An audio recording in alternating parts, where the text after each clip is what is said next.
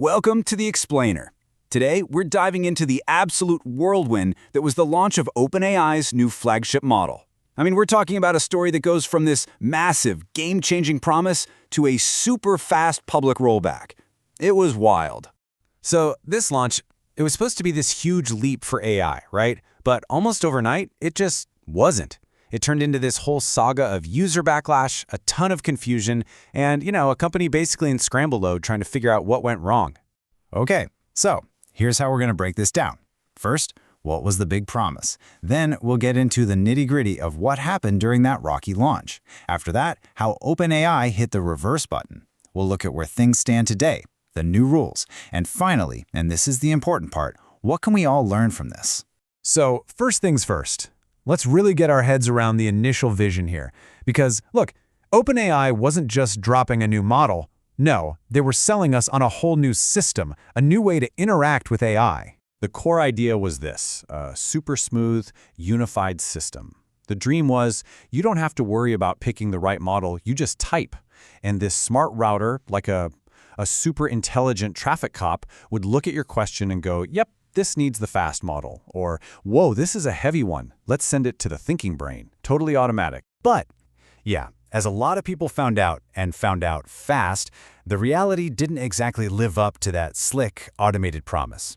The first 72 hours, let's just say chaotic is a polite way to put it. Look at this timeline. Day 1, the feedback starts pouring in. Hey, this thing feels cold. The router is kind of clumsy, it's not picking the right mode. Then day 2, panic sets in as rumors about these crazy tight usage limits start flying around. And by day 3, to top it all off, GPT 4.0, a model people loved and paid for, was just gone. And that's the key thing to understand. The backlash wasn't about any one of these things. It was the perfect storm, right? You've got this feeling of a quality drop, these totally confusing new rules, and then they yank away a tool that people had built their entire workflows around. Oof. And then you get this quote from OpenAI CEO Sam Altman. This is so interesting. He actually comes out and says, yeah, we're going to, quote, temper the model to get its warmth back. That's a huge admission. It's basically saying the personality of the AI isn't just window dressing, it's a core feature. All that noise, all that feedback, it led to one of the quickest turnarounds I've ever seen from a company this big. OpenAI didn't just put out a statement saying, we're listening, they actually did something, and they did it fast. And what was the biggest change? They gave control back to the users. That whole trust the magic router thing, gone. Instead, they brought in these clear you get to pick it modes. And, crucially, they brought back GPT 4.0, which was a huge sigh of relief for a lot of people. Then they went straight for the jugular on that limit controversy. Remember those scary rumors of like 200 messages a week? They blew that out of the water. The official number? 3,000 messages a week for the thinking mode.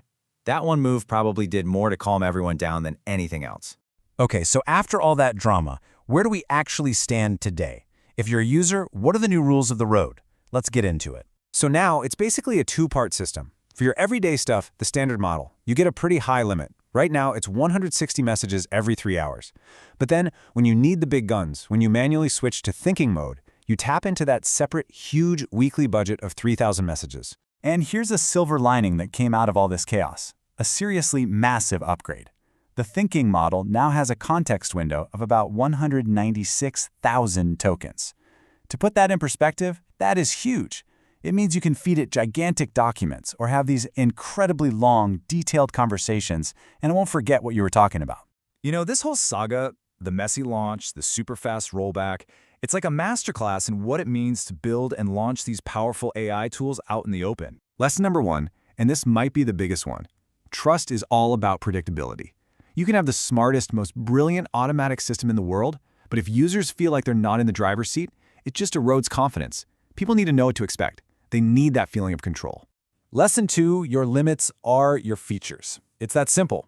The whole downgrade feeling, it wasn't really about the model being dumber. It was almost entirely about those rumored caps and the fear of losing access to a tool people loved. How you gate a product is just as important as what the product does.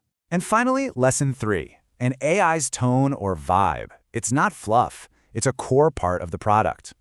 Users genuinely form a relationship with the personality of the AI, And when you change that, as OpenAI found out, it doesn't feel like an upgrade. It feels like a bug. So I'll leave you with this question. Was this a massive screw-up, or do we just see a whole new playbook for launching AI? Launch it, see what the community says, listen really hard, and then be ready to pivot and fix it on the fly. Maybe, just maybe, this is what launching powerful tech looks like now. Something to think about for sure.